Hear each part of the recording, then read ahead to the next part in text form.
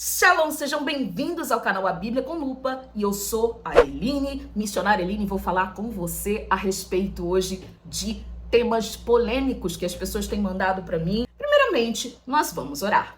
Pai, em nome de Jesus, eu te peço que todas as barreiras de mente sejam quebradas. Peço também que o Senhor, em nome de Jesus, me ajude a falar a tua palavra, a tua vontade, derramando sobre as pessoas que estão vendo esse vídeo o teu espírito de revelação, a revelação da tua palavra, a revelação do teu filho amado Jesus.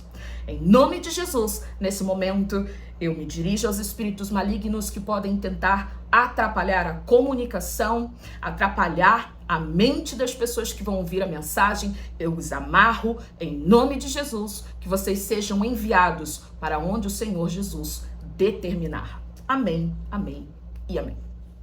Então, sem mais delongas, vamos começar. Para você que está vendo esse vídeo pela primeira vez, que está chegando agora no canal, eu peço a você que curta esse vídeo e também compartilhe. E se você ainda não segue esse canal, eu peço que você nos siga. Por quê? Porque aí o YouTube entende que esse conteúdo é relevante, você me ajuda e eu posso continuar aqui fazendo esses vídeos para abençoar a tua vida. Amém? Então vamos lá. A primeira questão, gente, é sobre o sexo anal. Pode ou não, tá, um cristão fazer com a sua esposa, com o teu esposo?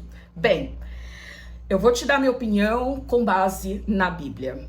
A Bíblia fala, tá, em algumas situações sobre o sexo anal, porque essa palavra não existia nos tempos bíblicos. A Bíblia fala sobre sodomia, você está sodomizando o teu corpo. Até hoje essa expressão ela é utilizada. E o que ela serve? Para que ela serve exatamente? Para a gente se referir a uma relação de sexo anal. Isso porque os homens de Sodoma e Gomorra, eles tinham relações sexuais, né, homossexuais entre eles, e eles tinham essa prática muito comum, a prática do sexo anal. A gente vê um caso desse acontecendo no momento em que os homens de Sodoma e Gomorra e região bateram lá na casa de Ló, que tinha recebido 2 anjos, e falaram: olha, coloque esses 2 visitantes para fora porque nós queremos ter relações sexuais com eles. E aí, a gente já sabe o que aconteceu, esses 2 anjos saíram, cegaram todos os homens de Sodoma e Gomorra. Ok, puxa, mas Deus condena a relação sexual entre 2 pessoas do mesmo sexo, 2 ou mais pessoas, ou 2 pessoas do mesmo sexo. Talvez a relação do sexo anal entre um homem e uma mulher cristã não tenha problema para Deus. Então a gente vai analisar um outro conselho bíblico. Nós vamos analisar o livro de Gênesis. O Senhor criou o homem à sua imagem e à sua semelhança. E ele nos fez de forma perfeita.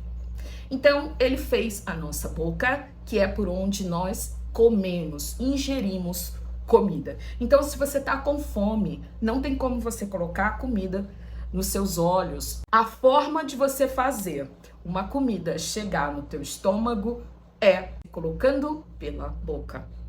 Então, quando nós vemos e analisamos a estrutura do corpo humano, isso do ponto de vista da medicina, estudos científicos comprovados e também a opinião dos próprios médicos sobre o tema. O nosso não foi feito para introduzir nada lá dentro. Esse sistema, tá? Ali de trás, ele foi criado para expelir. Ele não foi criado para receber um corpo estranho. Isso eu tô falando de criação, tá certo? De uma coisa que é antinatural, é prejudicial ao corpo humano. E se você é imagem e semelhança de Deus, ele te fez. E você precisa usar o teu corpo de uma forma sábia, a não envergonhar o Espírito Santo. Ele fez a tua boca para comer, os olhos para ver, e as funções são muito bem definidas. Por mais que gere prazer para alguns, está desrespeitando, tá, a própria palavra de Deus, porque o nosso corpo, ele deve ser preservado de forma santa. Certa vez, eu fui em um lugar e eu fiz amizade com um médico, e esse médico era homossexual. E quando nós conversamos, ele me fez a seguinte pergunta: olha, porque a minha mãe, ela não aceita, né, o fato de eu gostar de um outro homem. E eu gostaria de saber, poxa, você que é cristã e tal, por que isso? Porque eu não gosto, eu não amo aquela pessoa, né? Por que não aceitar? Não tem só esse pecado, tem gente que mente, tem gente que rouba, sabe? O que faz o meu pecado ser tão abominável assim? O que faz isso ser pecado? A primeira coisa que eu perguntei para esse homem, falei: você é médico, certo? Ele: sim. Você estudou o corpo humano. O corpo humano, corpo do homem, ele foi projetado para se encaixar com o corpo de outro homem, sexualmente falando. É normal do ponto de vista médico. E ele disse: não. Então eu disse: eis aí a primeira alerta. A primeira alerta. Há muitas outras coisas que nós sentimos vontade ou prazer, mas desagradam a quem nos criou. E o nosso Criador, ele espera obediência. Ele fala que ele se agrada muito mais com obediência do que sacrifício. E muitas das vezes a obediência, ela custa a nossa vontade. Então ali naquele momento, enquanto eu estava conversando, né, com aquele rapaz, eu deixei bem claro que até mesmo o corpo, ele rejeita esta prática, né? Isso significa, e também vale, né, para o sexo anal. Agora, eu vou falar para você a respeito de fetiches, né? Que é uma coisa também que o pessoal pergunta bastante. Vamos lá. Primeiramente, a palavra fetiche, ela é uma palavra francesa e em português essa palavra significa feitiço. Então, para começar, quando você tem uma fantasia sexual, quando você tem um desejo erótico de ver uma pessoa, por exemplo, vestida de outra coisa, ou fazer alguma coisa no sentido de ser amarrada ou algo assim, tá? É o dicionário que está chamando de feitiço. O que é o feitiço, né? É o encantamento. O feitiço é fazer uma obra, né? Literalmente, quando a pessoa fala assim, fez obra pra mim e tal, é o que? Ela foi feitiço, né? É feito isso. De fato, se você buscar a palavra, você vai ver que a palavra feitiço vem de alguma coisa feita mesmo, vem de um trabalho. Então, além disso, ela representa o encantamento. A gente sabe que tem espíritos malignos ligados diretamente ao encantamento. A pessoa está indo por um caminho e não sabe que atrás daquilo que ela acha tão bonito, tão prazeroso, aquela voz de sereia, aquele rosto tão lindo, embaixo está escondida uma cauda de peixe para arrastar você para o fundo do abismo. Você, quando está enfeitiçado, encantado, você está fazendo o que a outra pessoa quer. Você submete a tua vontade à vontade do outro. Então, gente, eu tô chamando você para uma realidade espiritual, para você tomar essa decisão baseada na Bíblia e em fatos, né? A minha formação é engenharia, eu sou uma pessoa que busco criticar, estudar, esmiuçar aquilo que eu passo aqui para trazer para você algo que seja um culto racional. Algo baseado na palavra de Deus, que não tem a ver com fantasia, tem a ver com uma realidade do mundo espiritual, tem a ver com batalha espiritual, que é a área que eu lido. Já ministrei milhares de pessoas.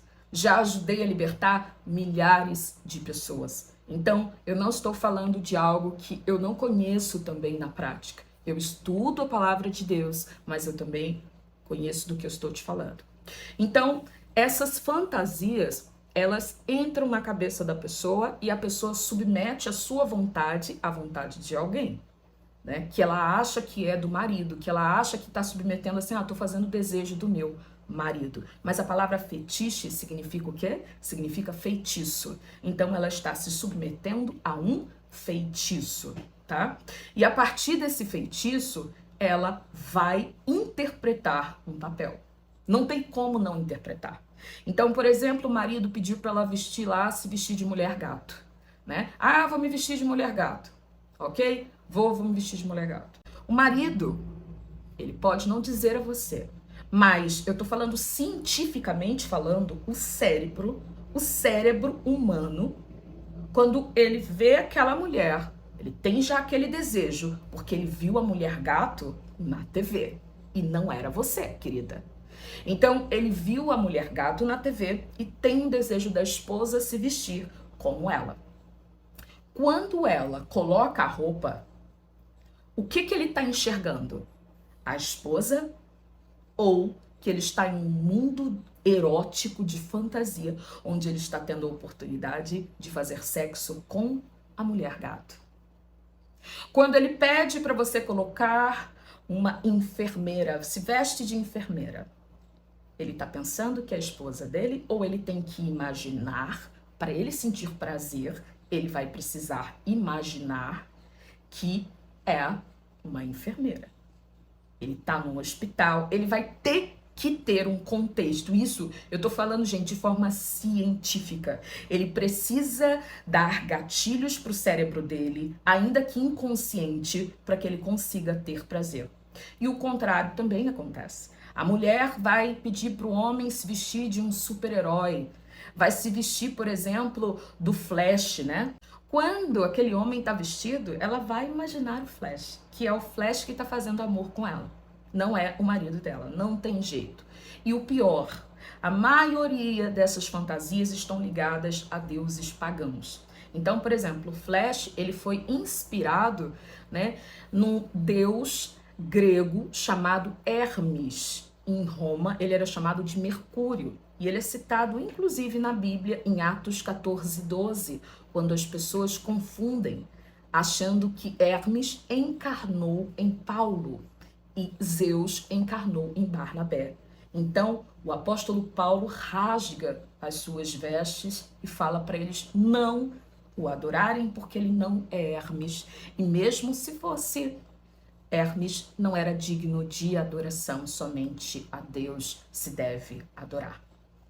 Então, tem muito ocultismo por trás de histórias de super-heróis para você levar um deus pagão para o teu leito, para tua cama, para tua relação entre homem e mulher. Então, daqui a pouco algumas coisas começam a desandar, seja nas finanças, e você nem pode imaginar que isso pode ter relação com a forma que você está conduzindo o sexo no teu casamento.